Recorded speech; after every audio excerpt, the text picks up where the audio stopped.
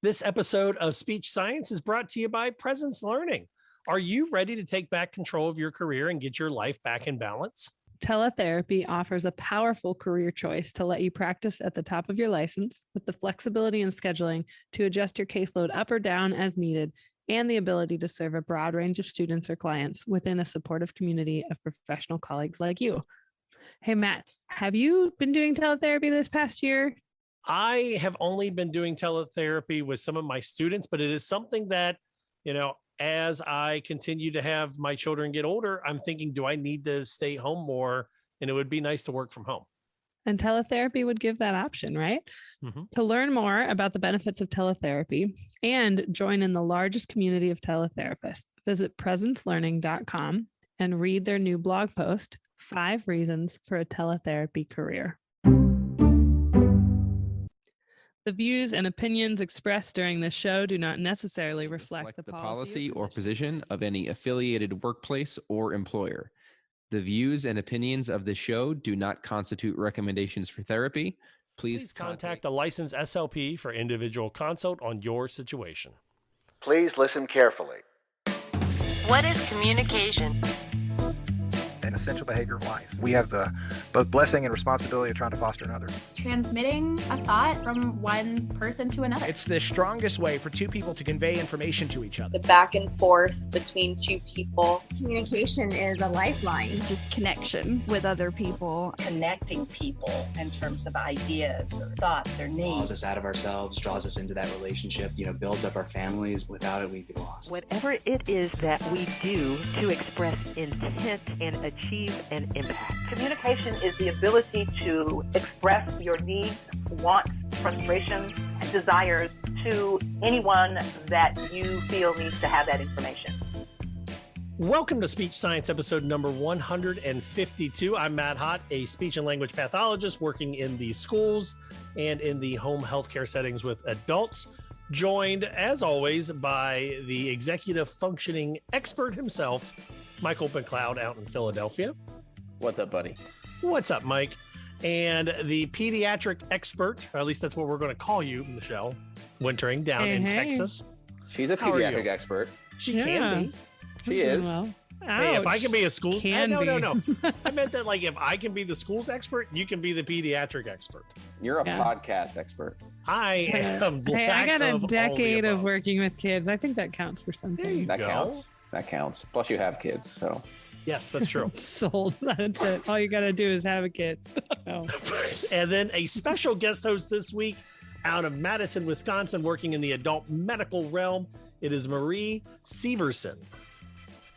Hi, everyone. I'm not a master of anything, but I am a pretty good generalist. You have a master's in speech language pathology. Right.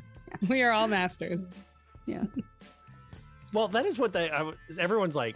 That I talk to, they're like, what would you tell new grads? And I'm like, take as many random classes as you can, because you're going to get that random patient or student that loves the most random thing. And you need to have some background knowledge on that. Have Absolutely. A baseline. And also I always tell students now, just to throw on top of that, Matt, is keep in touch with those people who are specialists in different areas, because how many times have I messaged, emailed, or texted or whatever contact I had, Facebook messaged a classmate from grad school or an old coworker and been like, this, help me out.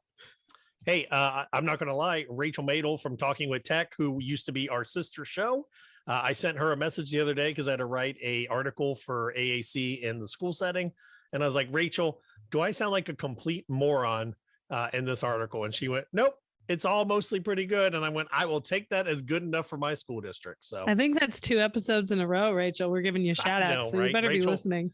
Better give us free promos on your show. On today's episode, we're going to talk about social interactions and how it can or cannot help our cognitive function as we get older. Also, we're going to look at long COVID and the quote unquote brain fog associated with it, as well as our shout out, our due process, and the Asha Spotlight. But before any of that, we want to hear from you. So make sure you head over to our website, speechsciencepodcast.com. It is brand new. I just spent a week getting it up to date, and I removed all the old stuff on it. Thanks to Michelle and Mike finding the nooks and crannies where the template had some random podcast information. What did it say? I was scrolling through it and it said Floyd or something and gave a fake bio. There's no Floyd on this hosts a podcast. And I was like, oh, is Floyd joining us now? Yes, he is. But on that website, there is a link to our Discord. So that's where our weekly discussions happen. We've also got a link to the Pearson giveaway. So make sure you head on over there and sign up on all of that. So let's do it to it.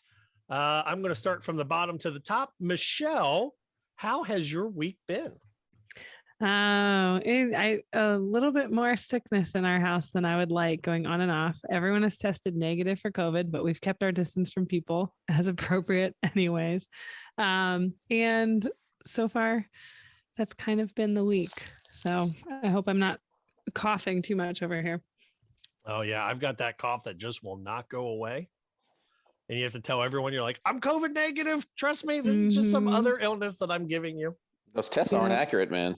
Hey, I've taken it 8 times. I think it's accurate enough. Well, 8? Yikes.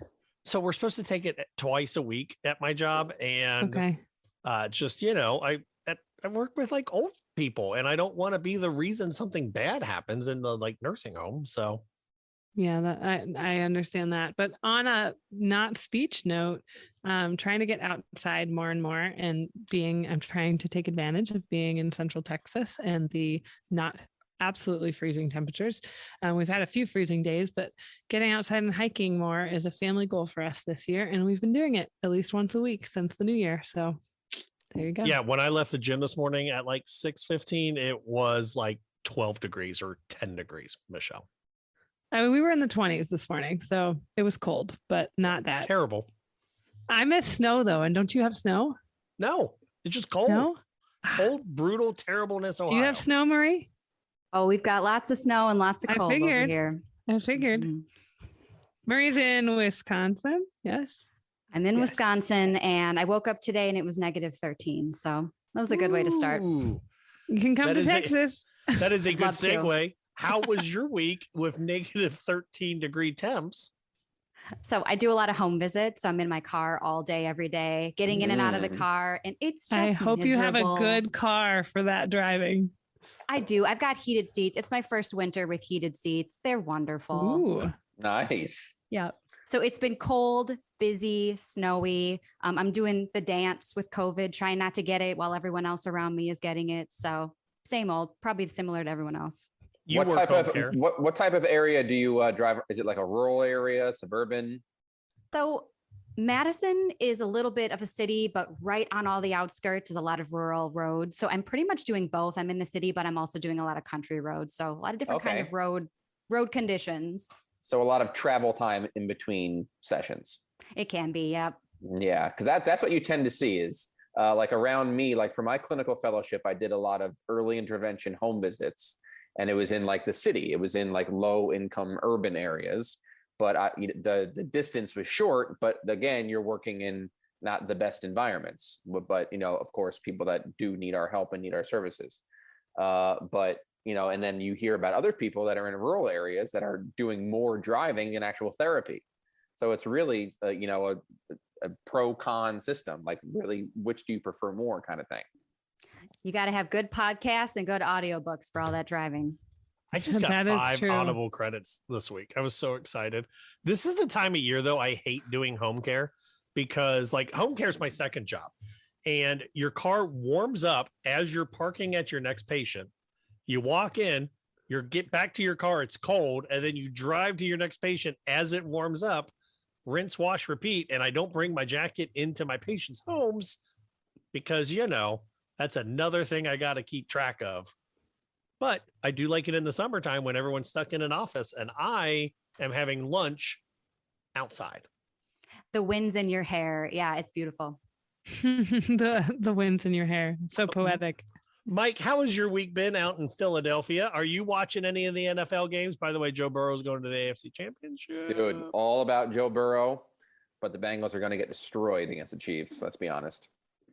Just like they did 18 days ago. Oh, wait, no, they won 18 days ago. Yeah, well, that wasn't, that was regular season in Cincinnati. The Chiefs are unstoppable right now. This past weekend was one of the best football weekends in the history of the NFL. It was unbelievable. Every game won in the last second. So I had a great weekend with the family watching football. Had some friends over, and the baby got to hang out with her baby friend. But it's a busy week. It's been a really, really busy week for speech. Lots of trainings coming up, lots of travel. So it's going to be a good time. Nice. For my week, it's been the typical speech therapy week. So nothing too exciting to report from that standpoint. But I got a new desktop. So I'm struggle bussing all the way through of getting the stuff off the old desktop onto the new desktop. It is better so that it'll record the shows a little bit nicer and edit them a little bit nicer. But it's still a pain when you're so used to, like, I was just editing last week's episode and I was making the graphic. And when I went to load it in, it was like all these folders and files were not linked properly.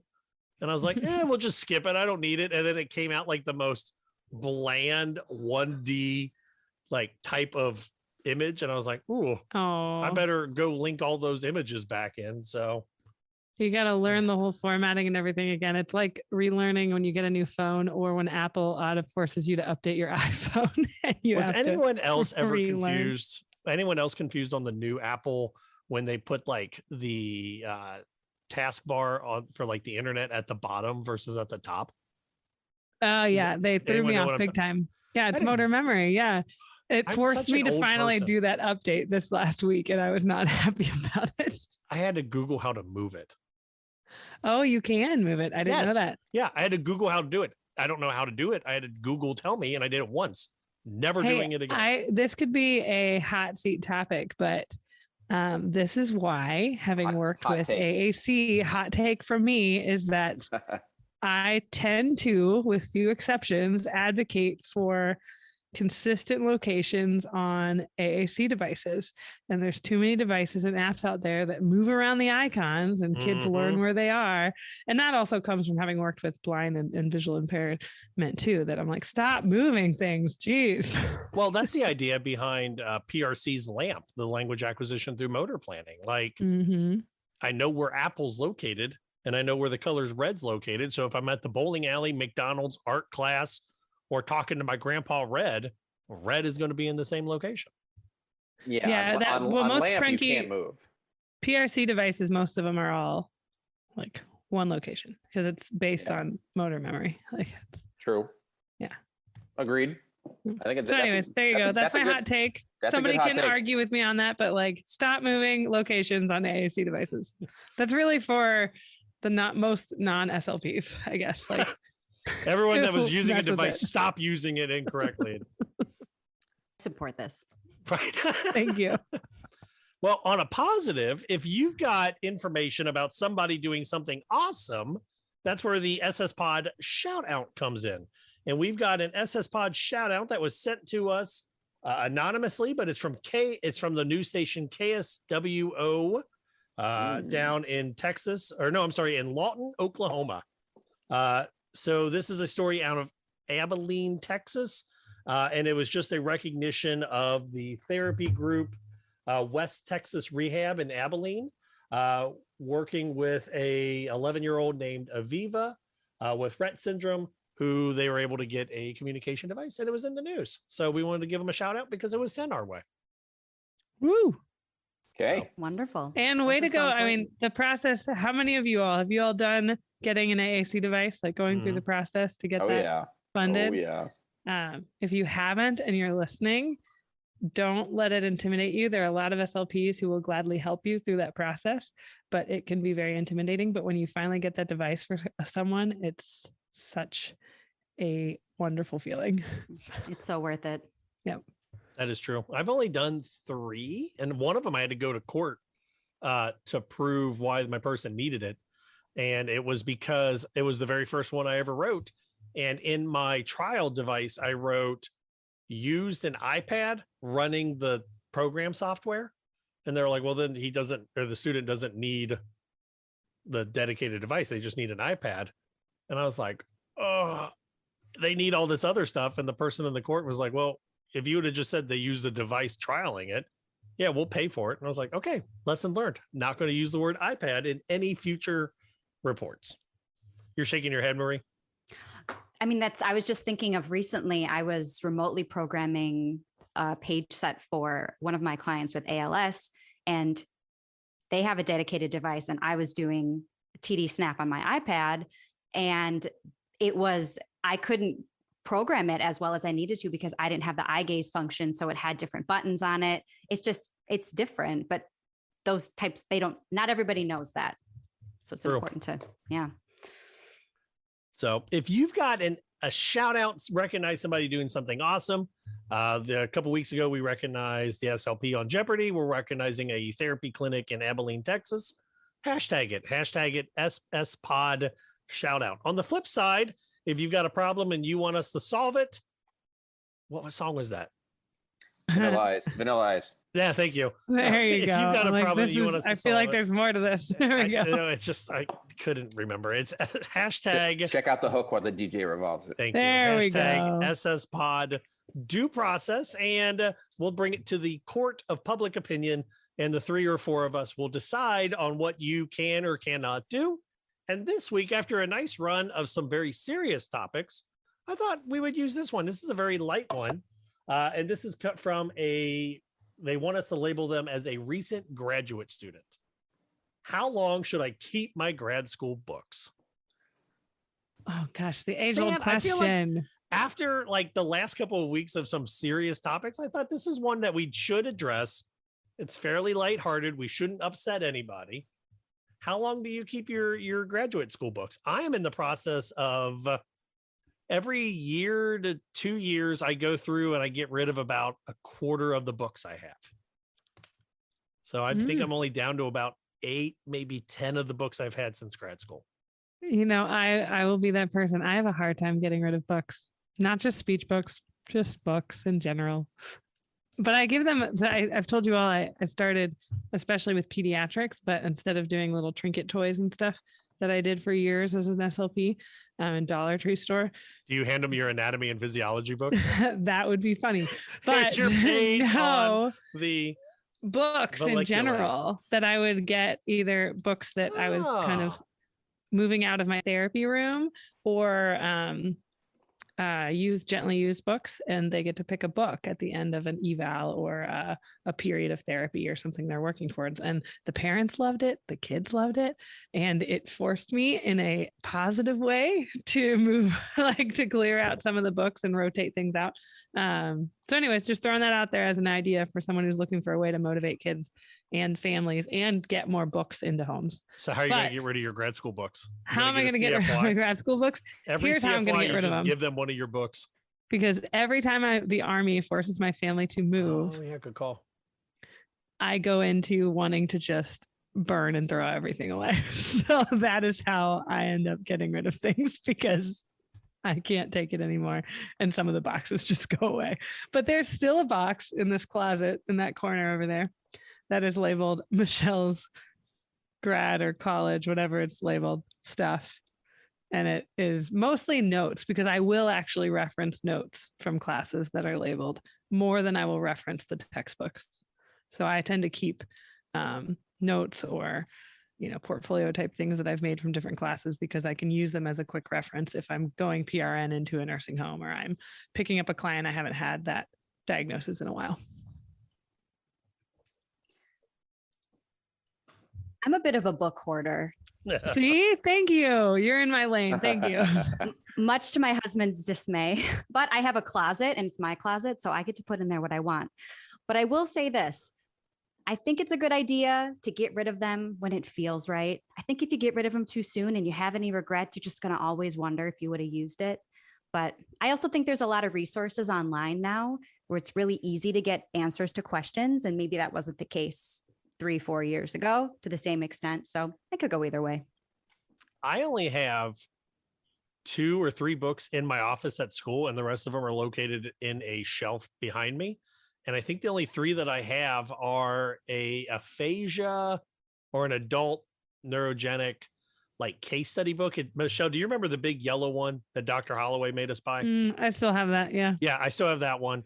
I have you all might remember this. It was the blue like speech therapy handbook or whatever for like new clinicians.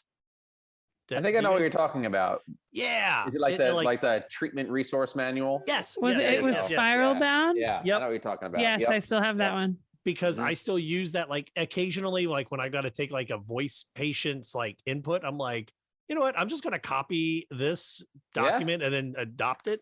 And then the third one that I have, it is what is it? It is like AAC case studies or something like that. It's just another one of those random, like, Marie, you're right. I can find a whole bunch of information online, but finding case studies of stuff that did or did not work, I can't ever get. But I have a whole shelf over here of therapy books that I'm not using. So maybe this is some inspiration to go through them.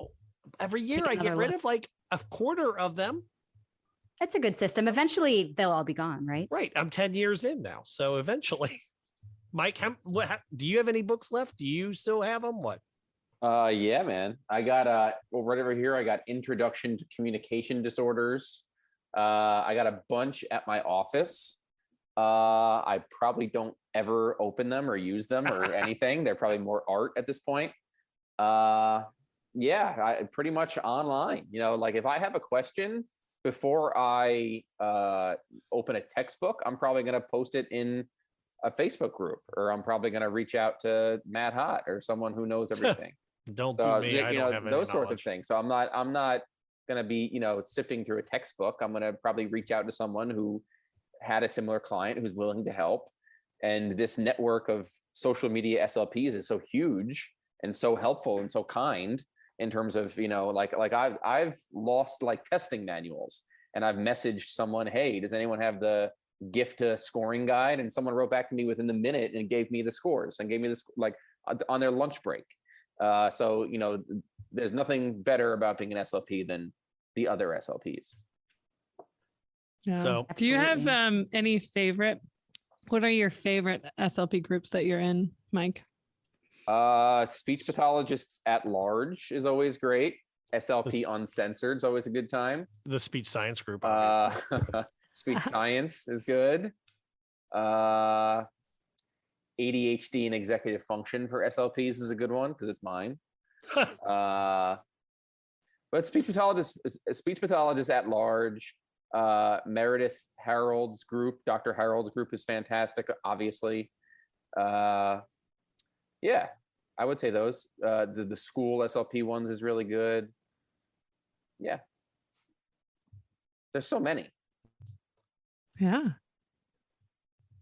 So I was just curious because I know people are always looking for ways to connect with other SLPs. So I've had to pare down my social groups on Facebook because there's just too many of the same posts in too many different directions and too many of the same arguments by different people. I was like, I'm done. So that's understandable. And things get bounced between groups too. To the recent grad with your hashtag SSPOD Due Process, we hope we helped. And if you are at home and you've got something that you want to send to the court of public opinion, you can email it or hashtag it SSPOD Due Process or Speech Science Podcast at gmail.com. All right, let's jump right into this first article. This first article is coming out of a newspaper in South Asia labeled ANI. And the article title is Cognitive Function in Older People Might Improve by Socializing.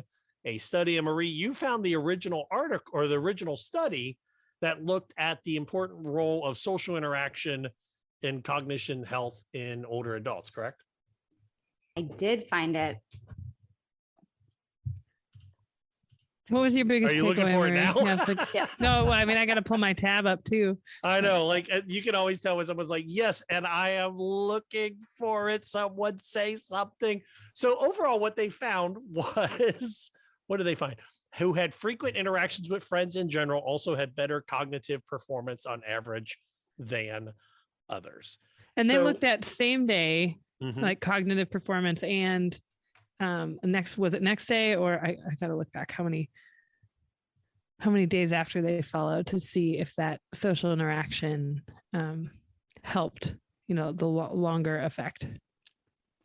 Yeah, they looked at their performance on those cognitive tests, also the residents' perception of the quality of their social interactions, which I thought was a really nice take on it, because that's a patient-reported outcome measures are really important, sometimes more important than objective numbers. I love that you pointed that out. Thank you. But Maria, I know you had mentioned when we were kind of chatting before, some things as I like the term yellow flags that you use, but just like any research article, right? We have our, they always end with, well, we need to do more studies.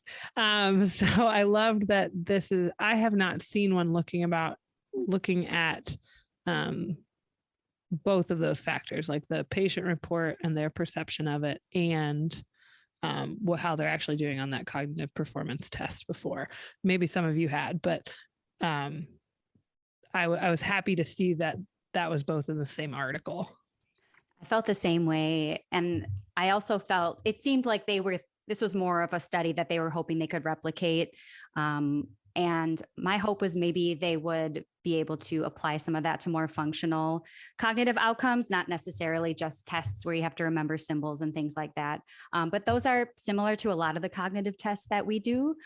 So, and we have to have objective numbers for something. That's how the best research is done. But I think the idea of lack of socialization leading to cognitive decline is pretty well known. But the idea of studying how socialization might improve cognition is a little bit more novel. Mm-hmm. That was my question when I was reading this.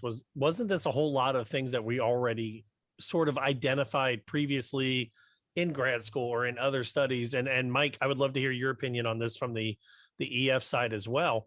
But don't we already know that the brain craves dynamic input, and it craves high interest dynamic input? So if it's a kid, and some kids they love social stuff, some kids hate social stuff, but we all know that they need that dynamic input. When we're working with an adult and they hate crossword puzzles and all they do is crossword puzzles, that doesn't help the brain. But if they love adult coloring books and all they do is color butterflies, that doesn't help the brain. But if you can give them a social circle where everyone is coloring something together, or the quilting groups or the card groups, didn't we already know this? Mike, what is that input on the EF side? Yeah, so having that preferred task and something that's already ingrained in the brain, something that's already experienced, is a great way to initiate and build that starting motivation. But to really build executive functions and to really, build those new neural pathways, is we need to have varied experiences and new experiences and see other perspectives and try new things and not be doing the same thing over and over and over again, like we see today with screens and gaming and things like that. So, bringing in, starting with a preferred task and then transitioning to, smoothly to a non-preferred task or a novel task, a new task, is a great way to do it. And you described the social aspect of it is, one way to, help someone be more comfortable in a new and challenging task is to make it social and bring in peers and bring in that social aspect where people can be doing it around them, modeling with them, and also encouraging them. Well, and Mike, I think you hit on something there, that this seems like a more updated, to kind of answer your question, Matt, seems like they looked at all those studies, right? They said, we know based on prior research on social relationships, we know based on past research about increasing age that people tend to prefer closer social interactions, like just their close friends and their close family, because those are the most meaningful in older adults' lives. But that actually would be counter to what you just said, Mike, of needing a new, like a challenging social interaction in some capacity. So I wonder if this is me just thinking, how can we take this study further? Is, okay, if we start with how do these interactions, because they kind of focused on those close partners, not the peripheral partners. They even said, how could we expand that to see if there's a difference in cognitive performance based on peripheral communication partners, is what they called it in the article, versus those close relationships. Well, I mean, I've noticed this though, like when I'm working in the nursing home with adults, that a person will have a fall or have some medical surgery where they have to go into the hospital or a rehab facility for a extended amount of time. And then they're away from their family, they're away from their friends. Their body has gone through such extreme stress that then when they come back into their original setting, everyone is super surprised that all of a sudden they're showing cognitive declines. And I'm always wondering if it's the stress or, I mean, now I'm kind of wondering, is it also the lack of the social side?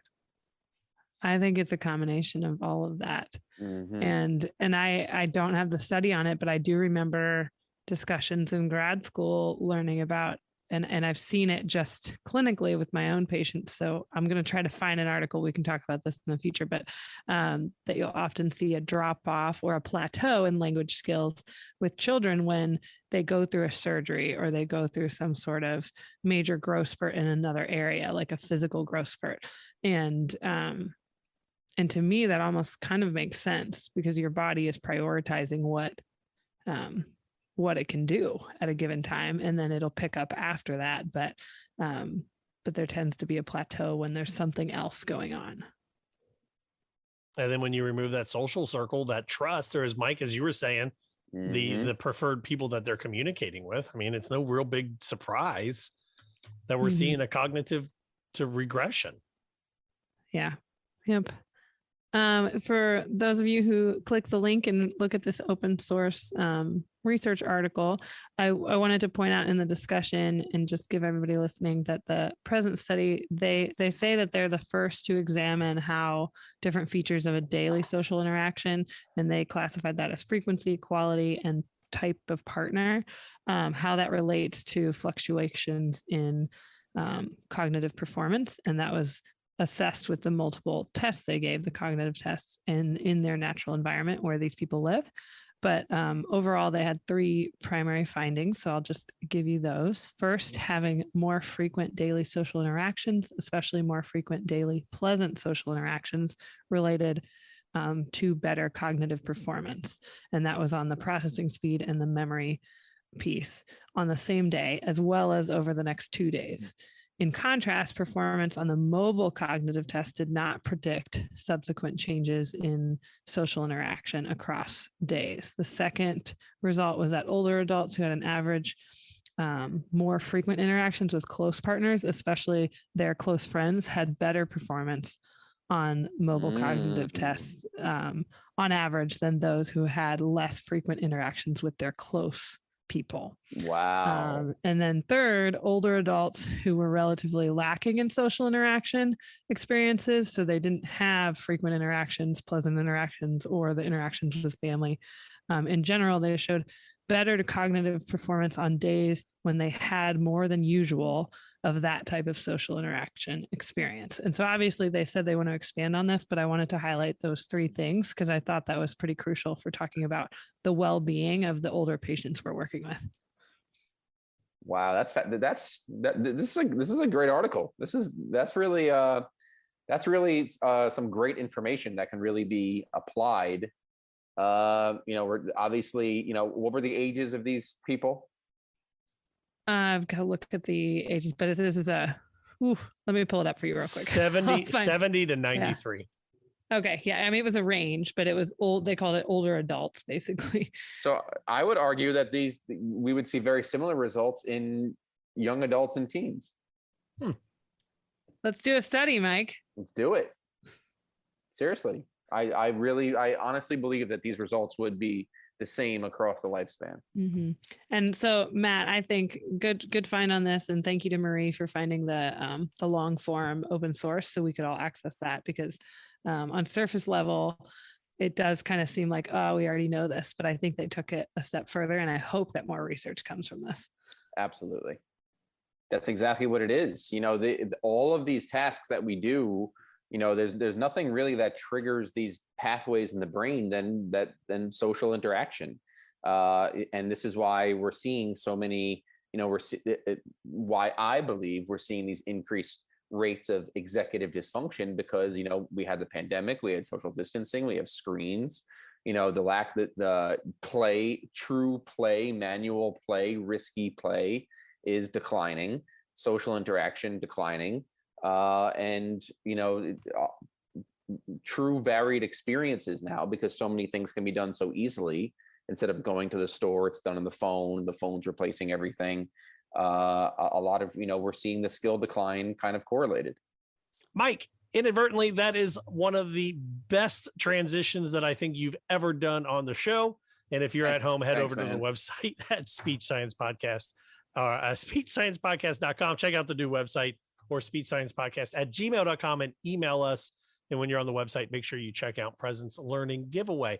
Mike, the transition I wanted to go into was in that second article from the Harvard Business Review. It says our brains were not built for this much uncertainty. You talked about how illness, screens, isolation, it is causing our brains to go all sideways.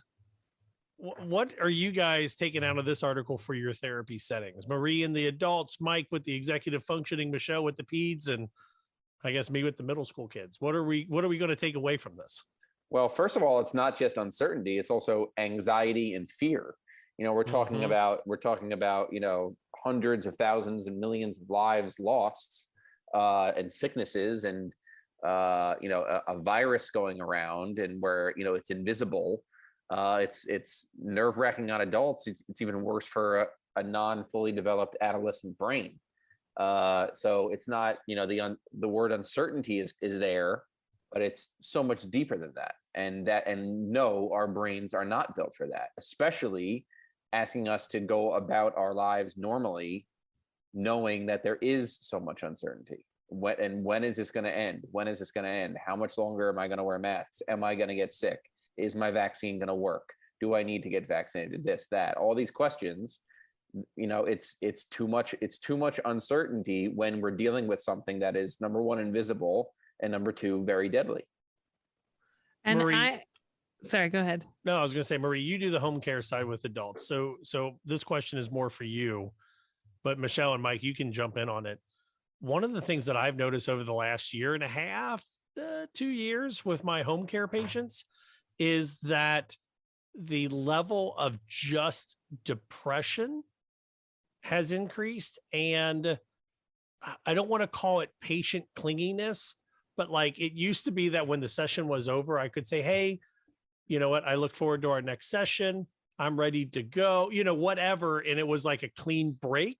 And now when I'm starting to try to get out of my patient's home or their room, they do everything they can to keep me there because I don't know if they've got anyone else to really communicate with. Yeah, Matt, absolutely. And it's a challenge because there's sometimes I feel like I have a little bit of guilt leaving as well. And I really want to help them. They don't really have anyone else to talk to about these things. And a lot of them, especially my elderly population, they don't necessarily know how to use FaceTime or Zoom or research online therapy providers. And I think that's a big challenge. And I have noticed a lot of what you talked about and just some of the questioning that I can't answer. What do I do? I'm having a really hard time right now and I'm feeling so depressed, but I don't have anyone to talk to. I'm too afraid to leave because I'm not vaccinated. So I don't want to go out into the community, or my friends don't want to come visit me because we're afraid that we're going to spread COVID around.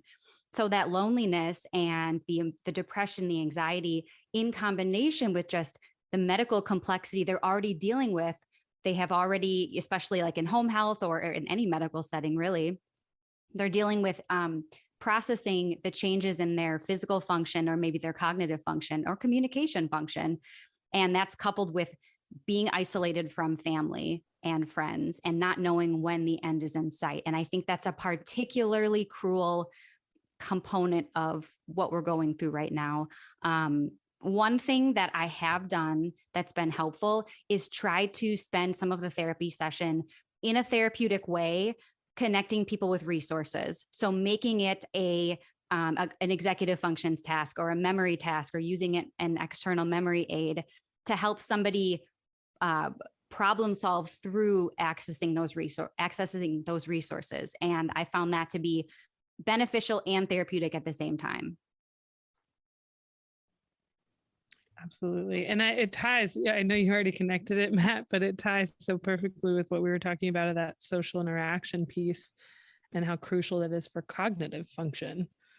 And what stood out for me in this, short article from the Harvard Business Review was talking about our brain being uncertainty averse. It just is, because we want things. Our brain wants to find the easiest way to do something, right? Like to go on autopilot. And the example they give of, driving home from work and ending up in your driveway and not remembering the drive. And we don't right now in pandemic and post-partial pandemic that we're living in doesn't allow that for our brains. Side note, that is also the reason why people believe in conspiracy theories. Did you know that? Tell us. The uncertainty. No, I learned this like 5 years ago. So this was pre-pandemic stuff, but it was the idea that like the uncertainty that Japan caught us off guard at World War II and attacked Pearl Harbor makes people uncomfortable. But the idea that maybe there was a secret part of the government that let it happen, or like the Kennedy assassination, it was one person, feels very uncertain. Like, how could that happen? Where if you believe it's a CIA cover-up, it makes you feel better. It gets rid of that uncertainty in the brain. So it provides supposed certainty. Yeah. Yep. So there were conspiracy theories before COVID. Oh, yeah. This is not new. Bigfoot, aliens. Well, actually, no. Anyway. JFK.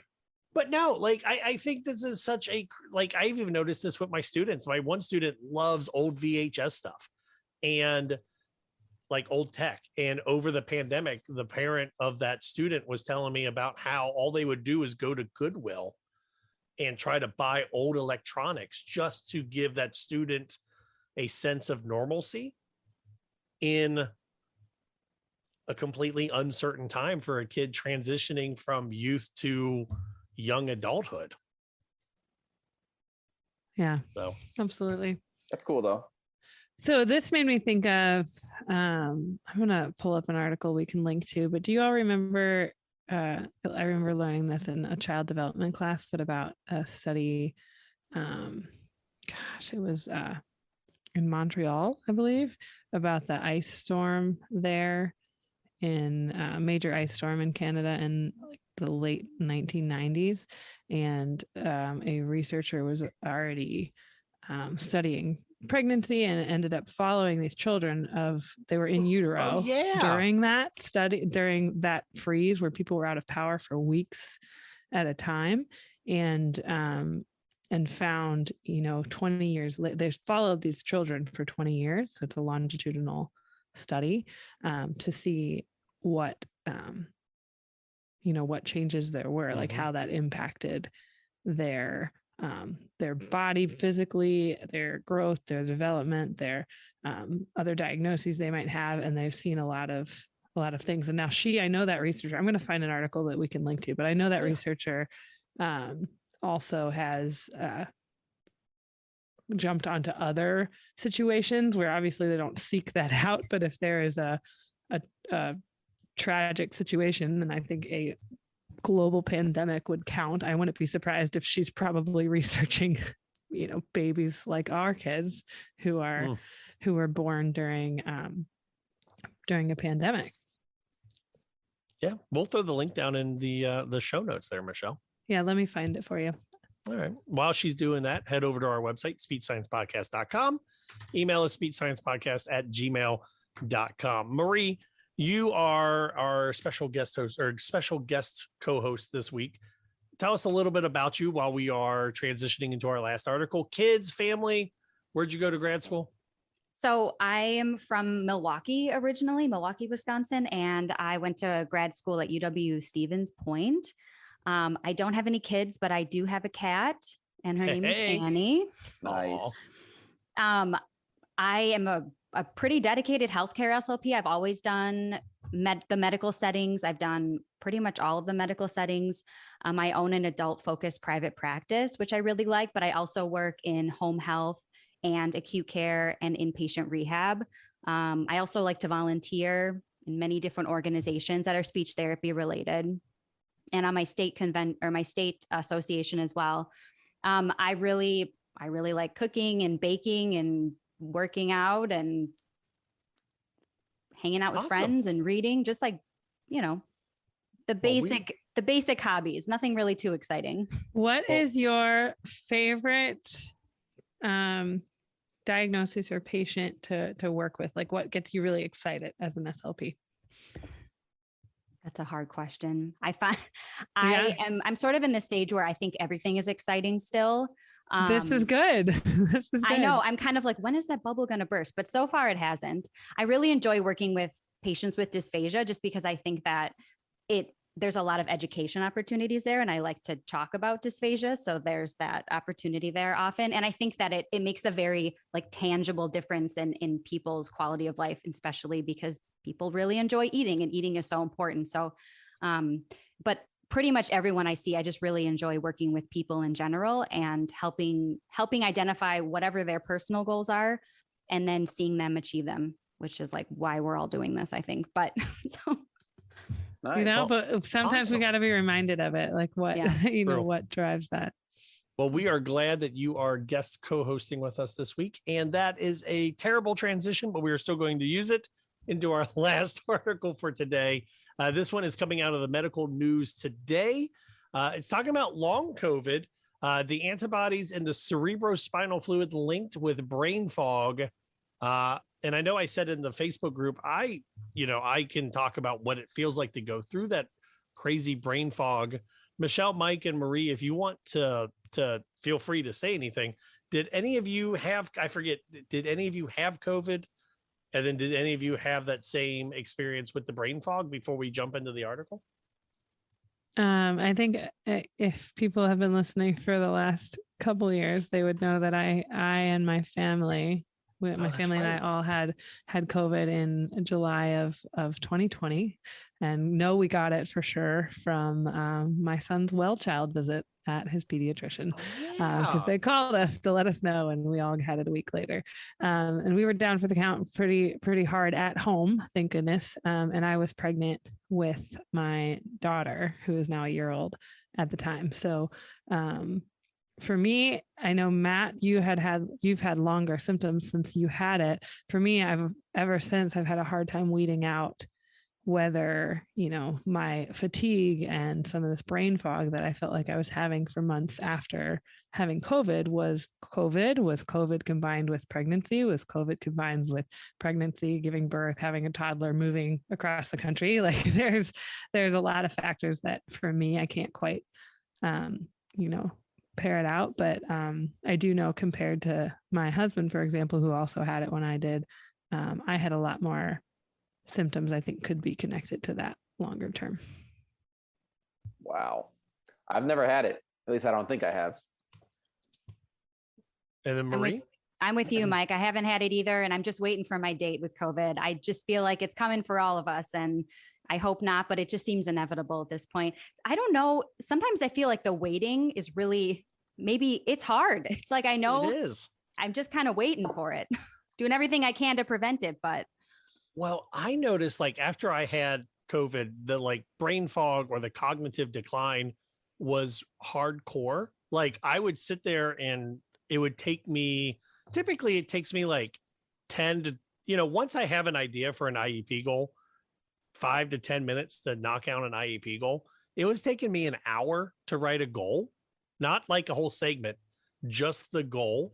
I had to pare my caseload down with my adults from like 15 to like 11, just because or like 11 visits a week, because I could not keep straight who I was seeing at what time. I wasn't updating my calendar to keep like my schedule right. It was nuts. And I would say that it lasted until about October or November of 21. And I got COVID in December of 20. Oh my God. Damn, man. Unbelievable. Yeah. if that also may explain why we didn't have a whole lot of episodes, because I was like, I don't remember if I need to do an episode this week or not. That's why. Yeah. Thanks, guys, for checking in on me. No, it's been I've met more and more people who've experienced long-term symptoms. And the PTSD SLP Rachel Archambault, she also has the long COVID. Yep. And it's the brain fog. I've had people who've talked about hair loss, which I'm so good.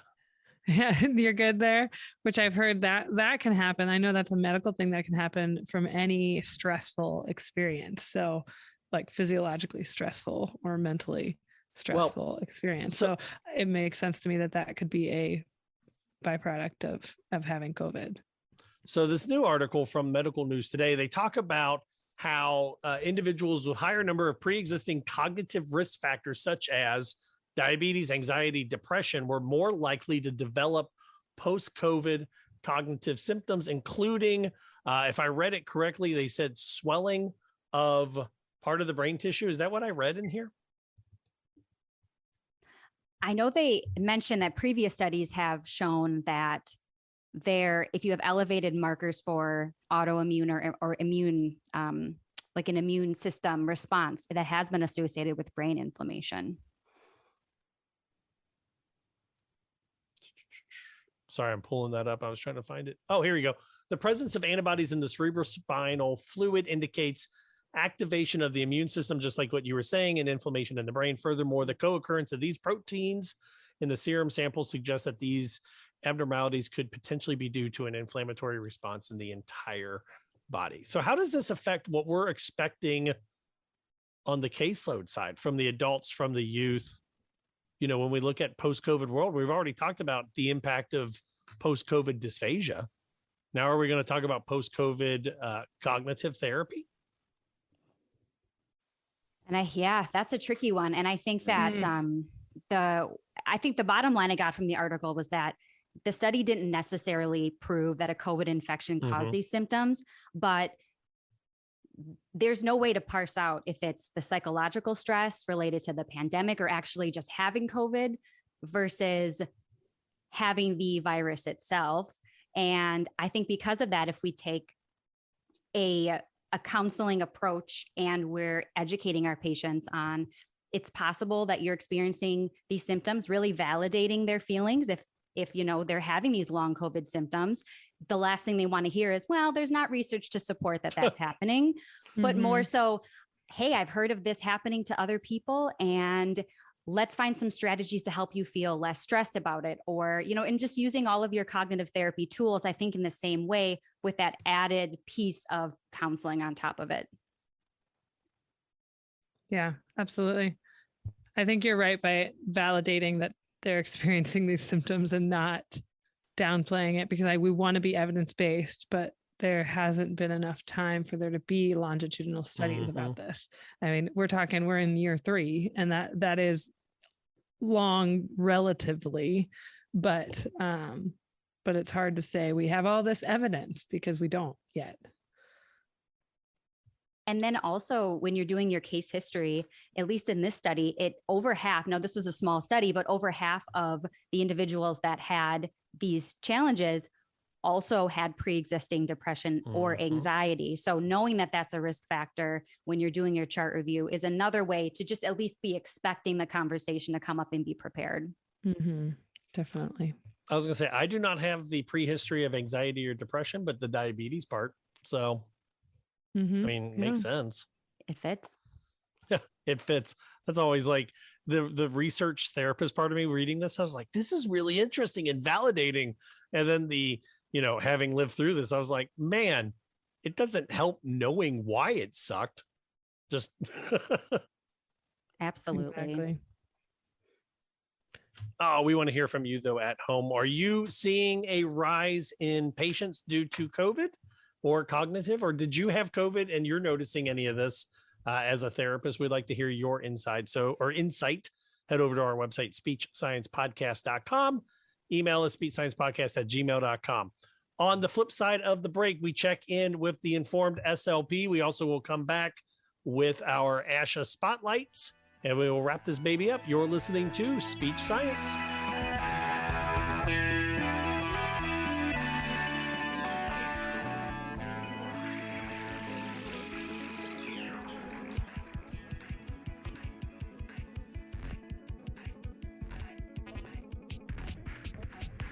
And now for our regular research review, brought to you by the Informed SLP. The Informed SLP releases a monthly newsletter that brings you plain language reviews of only the newest, most clinically applicable research, keeping you up to date on advances in the field and saving you tons of time. So let's get to it. Eat more gummies for oral health? You don't have to tell me twice. This is a review of the effect of hard gummy candy chewing on masticatory function from the Journal of Oral Rehabilitation. Many older adults begin to naturally gravitate towards softer foods as they age for a variety of reasons, including some expected age-related changes. Diminished occlusal force, or the strength of biting and chewing, naturally declines with age and can be a result of poor dentition, reduced bite support, sarcopenia, and/or disuse atrophy. These all play a part in oral hypofunction, which, if left unmanaged, can quickly evolve into oral dysfunction. This opens the door to nutritional decline and the slippery slope of other medical issues that often follow. Researchers in this study examined a training program aimed at improving occlusal force and overall mastication performance. The authors wanted to explore the use of a real food item that was meant to be chewed and swallowed, unlike some previous studies which only examined chewing a non-nutritive item or items that were subsequently expectorated, which doesn't exactly mimic functional eating behavior. They chose customized gummy candies, my kind of study, which participants chewed and swallowed 3 times in a row, 3 times a day, for a total of 15 minutes per day, 3 times a week for 3 months. Call it the Holy Trinity of candy consumption. After 3 months, participants showed significant improvement compared to controls in occlusal force, tongue pressure, and masticatory performance, as measured by instrumental devices. Outcomes were maintained 1 month after the training program. It should be noted that the study was done with young, healthy participants, not older adults or patients with oral phase dysphagia. So hold off before you go giving a bag of Haribo twin snakes to your long-term care resident on a pureed diet. By far the best gummy candy, in my humble opinion. However, this study may open the door for more evidence that endorses trialing functional, nutritive items with patients with dysphagia. Additionally, a proven program involving chewing and swallowing inexpensive gummies could be both cost-effective and easy to train across many care settings. Now, if you'll excuse me, I'm off to eat this entire bag of snakes. Work on my occlusal force. Thanks for listening to this review. If you're interested in more, come visit us at www.theinformedslp.com. Tell us how you put the research into practice, or find us on Instagram, Facebook, or Twitter at theinformedslp.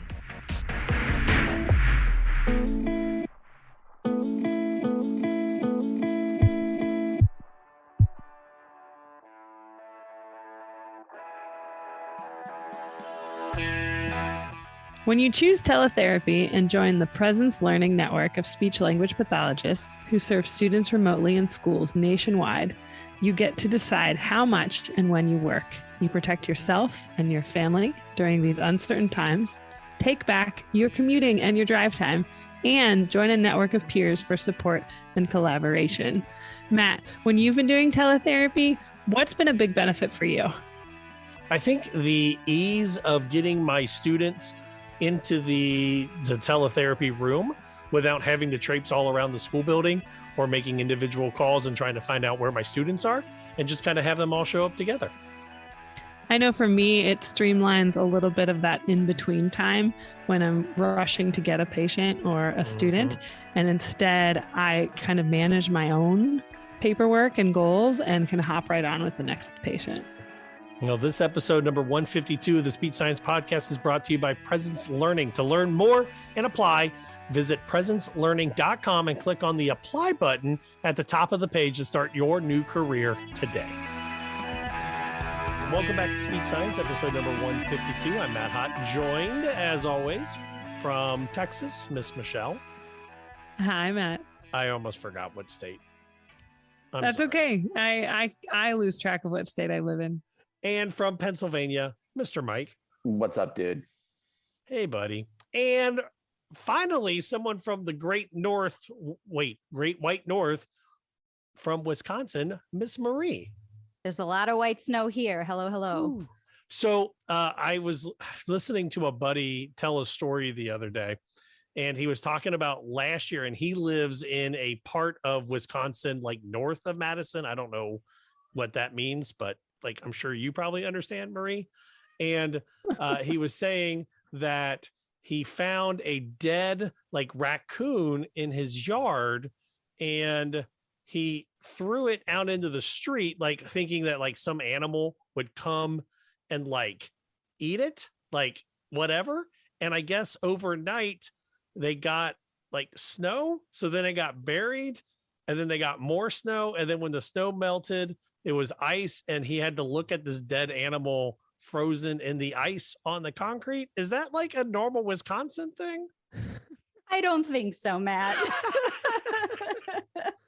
That is, oh my goodness, that's a fascinating tale. I can't say I've ever experienced anything like that, but I think it just. I like how Matt's like, is that what all of you experience? Yeah, do you guys all do that?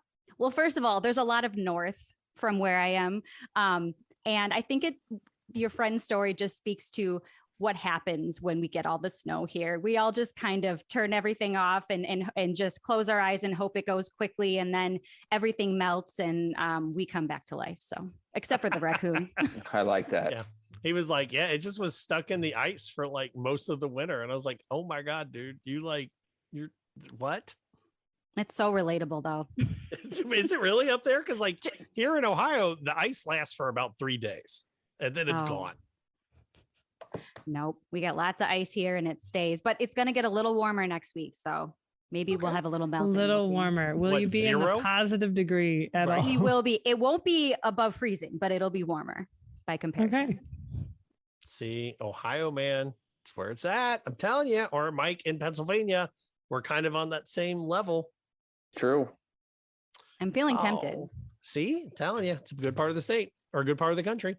Oh, this part of the show is called the Asha Spotlight. It is super easy to pinpoint what is Asha doing wrong because we pay them and sometimes we feel like they are not doing enough, but it is also a good time to point out what they are doing right. And last week we made a point to explain that they are taking nominations for their board of directors, and that is still going on. But this other part is that we wanted to bring attention to their online conference that begins February 2nd through the 14th. It is the reading, writing in the SLP preschool to high school. So they've got a whole bunch of different sessions happening, talking about the integral member of the school literacy team, the reading, the SLP's role in curriculum and reading, oral narrative language. Let's see what else is there. Literacy, a couple literacy articles, and some cultural competence, which is always super important. I just took an Asha course today, actually. Ooh, what did you take it on? It was the 2022, the billing and coding update for Medicare. Fascinating topic. Yeah, very nerdy. It was good. But you own a private practice though, correct? That's right. So it matters. So what is the big takeaway that worries you from the changes? And then what is something that you are okay with that you think maybe is a positive? Well, I'm encouraged that the Medicare cuts that were supposed to happen at 10% are more toward 2 to 3%. So that's encouraging as a business owner. That's great. I'm a little nervous about teletherapy. I think it would be great if speech therapists were on that prize list of providers that can provide teletherapy and be reimbursed by Medicare. Yes. So and is I'm that hoping... now quick question on that? Cause I was scrolling through them. So speech, are we still on it for the pandemic? Yes, we are. Okay. Yes. Once that public health emergency ends in April, if it's not renewed, Medicare won't reimburse any longer for teletherapy. Okay. Ooh, that'll probably be renewed, right? I've never wished for that to be renewed. It feels a little bit strange to wish for the PHE to be renewed, but people really need those telehealth services. Yeah, they do. Absolutely. Well, you're right, because it seems like we're wishing for the pandemic to continue, but we really just want speech to be permanently on that, regardless of a pandemic. Well, and it's interesting because of the pandemic, we are finding ways to get therapy into the hands and the families and the homes of people that really need it, that probably even without a pandemic, maybe would not have gotten the therapy that they needed. I know, Mike, we go back and forth joking about your teletherapy history. Michelle, we know you've done some teletherapy. Marie, are you doing any teletherapy? I am doing teletherapy. Okay. Are you in state or out of state? In state. Okay. Is Wisconsin part of the pact, the state pact yet? I don't think it's official. I gotta check the list. I don't know if it is. Michelle was checking the list. She is she's excited because it is all the states that she's lived in. No, it's not all the states. Texas is still not on it. Oh yeah. Well, Texas has their own like power grid. They're not going to join the they're not going to join some multi-state pact for speech therapy. They can't join the multi-state pact for electricity. Sorry, just saying. So, okay. So you do teletherapy though? Yeah. And it's been specifically for people that really can't get out to a clinic. So just the need for it has been made very apparent to me. And I hadn't done it before the pandemic. And I think we've just sort of zoomed right into the future. This is the future. The laws just haven't caught up yet. Right. Kicking and screaming. That's what they always say. That's how it happens. All right. Well, if you liked what you heard, let us know. Head over to our website, speechsciencepodcast.com. You can email us speechsciencepodcast@gmail.com. Also, make sure you check out the website. There is links up there for merch and also link to our Discord. And then, Michelle, what's the big giveaway with Presence Learning? With Presence Learning, it is a year of access to their platform called Therapy Essentials. So they have opened their platform that they use for teletherapy and have, refined over 20 years of doing teletherapy in school districts and large settings. And they are opening that up as a platform to individual therapists and private practices. So there you go. Check out Therapy Essentials. And also, if you liked our show, make sure you rate and review us. The more reviews you give us, the higher we climb the charts, more people can find out about our show. So let's end it like we always do. Let's look at the week ahead. What are we looking forward to that is not therapy related? I am going on a retreat with my 8-year-old this weekend. So, ooh, what kind of retreat? Where is it? I don't know. It's at the church and it's like a couple of hours. He's going through, okay, so we're Catholic. He's going through his first reconciliation or penance and first communion. So it's like a little 2.5-hour retreat on that one. So, that's great. I don't know what we're getting into. I'm just kind of excited to spend 2.5 hours with the boy. But who knows? I may come out of it not enjoying it, but I'm excited for that. So, Michelle, what are you excited about? Well, one of the things that I'm trying to actually do this year is read more. So we were talking about books earlier. So, trying to, get some more books on my reading list. I'll take any recommendations. And that also means getting to the library. We go with my kids, but I'm going to be getting myself a book each time we go. That is my goal. So American Gods by Neil Gaiman. Okay. I'm adding it to my list. So here's the story of it, Michelle or Mike. Okay. Marie, have you heard of American Gods? I have not. Tell me more. Okay. So in this story, it's also a show on Showtime, by the way, Showtime. But in the story, all the gods throughout history are real. And their power comes from the amount of people that support them or believe in them. And so it's like, you've got Thor, you've got Odin, you've got like money or greed. And whoever, and like in America, the most popular one would be like the capitalism one. And those are the American gods. And the old gods from Europe are trying to fight for more power. Yeah. That's how Santa Claus works, right? Right, exactly. That sounds really interesting. It's actually a really good book, and it talks about the story of one person trying to navigate the universe. It's Neil Gaiman, though, so he's a comic book writer, but I enjoyed it. All right. Now I'm adding it to my list. You know, I got to work through these things. Had you all heard of, did we talk about on the podcast before? We might have, but I think it was called Books by the Foot, but that this company that bulk sells books for people, and it's to fill libraries, you know, or bookshelves, but that they had a bunch of individual sales go up during the pandemic because of people on Zoom meetings wanting to make their offices look more curated, but they'll even do a curated bookshelf for you, like send you books that will make you, you know, look legit. Dude, one of my favorite bookshelf. I took a class in college called The History of the Holocaust, and one of my favorite books is now on some banned book list. It was called Mouse by Art Spiegelman. So that's another one, Michelle. Throw that on yours. Okay, Art Spiegelman. Got that on my bookshelf, actually. Yes. Marie, they banned it because of the there is a one curse word in the book, and that's why they said they banned it from the whole school district. Wow. Mm-hmm. That's crazy. Mike, have you read it? I have not, but I curse a lot. And Marie, you've read it, or is it just on your bookshelf? Now, it is just on my bookshelf. However, the goal is to read it. Oh, it is so good. I loved it as a book. I mean, it's weird to love a book in the Holocaust class, but it was so, like, touching. So, on a positive, Mike, what are you looking forward to this week? Definitely watching the football games. Non-therapy related. Yes. Spending time with the baby, man. There you go. And then, Marie, where can people find more about you, and what are you looking forward to this week? Non-work or therapy related. Well, I just have to get out of town. It's tough in the winter. There's not a lot to do, but we're going to try to get out of town and see some friends. Of course, pending negative COVID tests, as with everything. But it's just nice to maybe get a change of scenery. So I'm looking forward to that.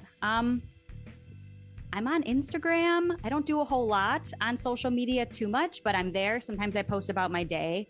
And it's Marie_medical SLP. If you're interested. We will link that as well. Our opening music today was our intro music. I am so off today, y'all. That fog, man. Yeah, man. Our intro music is Please Listen Carefully by Jazar. It's licensed under an attribution and share alike license. The bump music was County Fair Rock, copyrighted John Deku. He is married to an SLP, so check out his other music over at soundcloud.com/dirtdogmusic. The Informed SLP used At the Count by Broke for free, licensed under a Creative Commons Attribution license. And the closing music playing right now, The Slow Burn by Kevin MacLeod, licensed under a Creative Commons Attribution license. In the immortal words of Janice Wright, always be a willow. The oak looks strong, but under the slightest bit of pressure, an oak will snap, the willow will bend and return to form. So for fellow willows, Michelle, Mike, Marie, I'm Matt. Until next week, so long, everybody.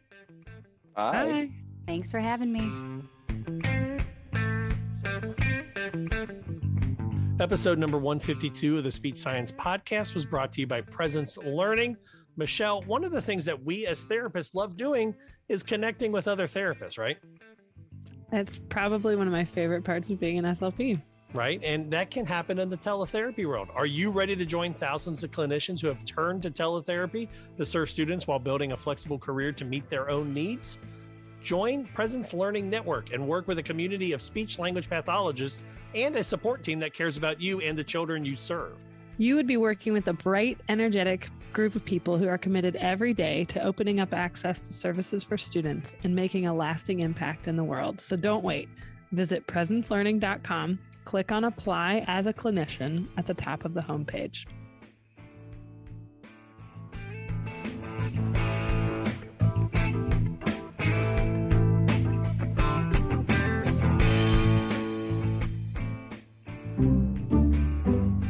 Speech Science is edited and produced by MWH Production. Please follow Speech Science on Twitter at Speech Science PC and like our page on Facebook. And rate and subscribe to our podcast anywhere you get your podcasts.